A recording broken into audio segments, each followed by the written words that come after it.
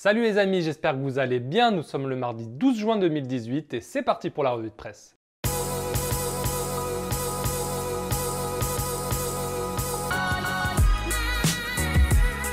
Et on commence cette revue de presse comme d'habitude un peu ces derniers jours en France où l'équipe fait sa une sur le mercato plein sud de l'OM et de Nice, les deux clubs qui agitent le mercato français pour l'instant, avec bien sûr le dossier Balotelli et l'arrivée, l'officialisation hier de Patrick Vieira sur le banc des Aiglons. Vieira a dit qu'il avait appelé Balotelli pour lui dire qu'il comptait lui parler à la reprise de l'entraînement le 2 juillet. Jean-Pierre River, le président de Nice, a ensuite dit sur RMC qu'il n'y avait pour l'instant aucune offre de l'OM, mais que Balotelli disposait bien d'un bon de sortie et que l'OM avait bien contacté Balotelli. Dans l'équipe du jour, on apprend aussi que l'OM a officiellement contacté l'OGC Nice il y a 10 jours, mais que pour l'instant, il n'y a toujours pas d'accord déjà avec Mino Raiola, l'agent de Balotelli, et qu'il n'y a donc pas encore eu d'offre officielle à Nice, mais que ça pourrait évidemment se faire bientôt. Je vous rappelle hier que la Provence disait que ça pourrait se boucler cette semaine, donc peut-être que la Provence est un petit peu enflammée ou pas, on va voir, on saura très bientôt. Moi, je pense dans ce dossier que l'ennemi ou du moins l'obstacle de l'OM, ce n'est pas Nice,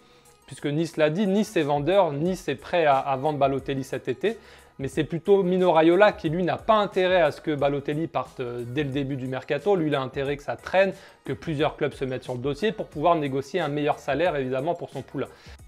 On part maintenant en Catalogne où Mundo Deportivo fait sa une sur Frenkie de Jong, le milieu de terrain de l'Ajax Amsterdam. Hier, la presse néerlandaise disait que le Barça était très intéressé, comme la presse catalane il y a quelques jours, mais que Manchester City et le PSG étaient aussi dessus. La Mundo Deportivo nous dit que le Barça est prêt à faire une offre très bientôt, mais répète que l'Ajax n'est pas vendeur et que le joueur n'est pas spécialement pressé de partir. Donc ce qui se trame, c'est peut-être que le Barça pourrait en gros le recruter dès cet été et le prêter 1 an à l'Ajax, mais l'Ajax visiblement n'est pas très chaude pour cette formule, donc à suivre. En tout cas, ça fait toujours parler en Espagne. On reste en Catalogne où le quotidien Sport lui s'occupe des départs, opération ingressos, opération revenus. Il nous apprend donc que le Barça veut vendre pour plus de 100 millions de joueurs cet été. Il y a plusieurs noms qui ressortent, Alex Vidal, Mounir, André Gomez, Rafinha, il y a aussi Paco Alcácer, l'attaquant, il y a aussi l'ancien défenseur qui avait été prêté à Nice, Marlon, qui serait proche de West Ham. Donc voilà, en gros, il y a à peu près 140 millions d'euros de valeur de joueur et le Barça espère au moins sur ces 140 pouvoir en vendre 100, sachant qu'hier, le Barça a déjà officialisé le départ de Deulofeu à Watford pour 13 millions d'euros plus 4 de bonus. On part maintenant en Italie où là c'est le gros dossier du moment aussi et c'est la grosse info du jour de la Gazzetta dello Sport. Radja Nainggolan a donné son accord, a dit oui à l'Inter Milan. Vous savez, l'Inter Milan tente depuis plusieurs jours de le recruter mais n'a pas encore commencé les négociations avec l'Inter.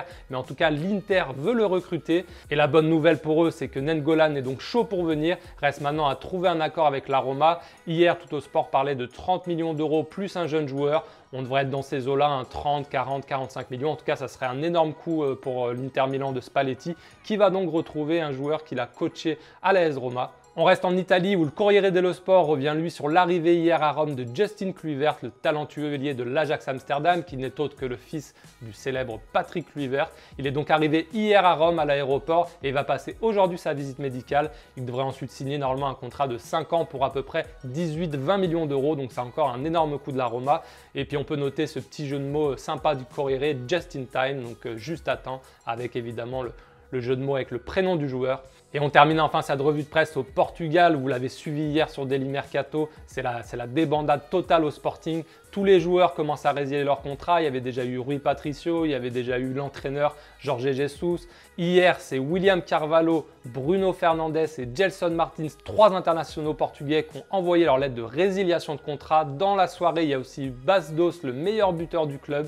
Apparemment, ce qui se trame, c'est que ces résiliations de contrat auraient pour but en fait de mettre la pression sur le président du club, Bruno De Carvalho. Et Bruno De Carvalho, lui, a dit quelque chose de très intéressant hier en conférence de presse. Il a dit « Je suis prêt à démissionner s'il le faut pour que les joueurs reviennent. Si c'est moi le problème, je suis prêt à partir. Par contre, je suis prêt à le faire que si les joueurs, en revenant, acceptent de rester au club, même dans le cas où je serai réélu lors de nouvelles élections. » Donc en gros, voilà, il y a les joueurs d'un côté, le président de l'autre, qui va lâcher l'affaire, qui ne va pas lâcher l'affaire. En attendant, les joueurs, eux, ils ont résilié leur contrat. Donc ça serait un truc de fou sur le mercato parce que ce sont des joueurs très courtisés qui valent des millions d'euros. Et si leur résiliation est confirmée et que ce n'est pas juste un coup de bluff pour faire démissionner le président, ça va être une boucherie totale. Cet été, tous les clubs vont s'arracher ces joueurs et on va suivre ça évidemment avec attention sur Daily Mercato. Voilà, c'est tout pour cette revue de presse. J'espère qu'elle vous a plu. Si c'est le cas, n'hésitez pas à me lâcher un petit pouce bleu, ça me fera grandement plaisir. Je tenais à vous remercier aussi pour tous vos encouragements et tous vos commentaires sur YouTube, sur la revue de presse. Hier, vous avez été plus de 400 à la regarder, c'était le meilleur score et je vous remercie, franchement, c'est super. Et ça donne envie de se lever chaque matin pour vous proposer ce contenu. Je vous annonce aussi, comme hier, que le site, ça y est en ligne. On a modifié pas mal de trucs hier. Là, il commence vraiment à avoir de la gueule. Il y a pas mal d'infos en plus qui ont été ajoutées. Donc voilà, vous pouvez aller sur le site dailymercato.com. On va mettre des infos toute la journée, le soir, le matin. On ne va pas s'arrêter. Et voilà, pour que vous ayez toutes les infos sur le mercato pour ne rien manquer. Voilà, je vous souhaite une bonne fin de journée. Et puis à demain pour une nouvelle revue de presse. Ciao!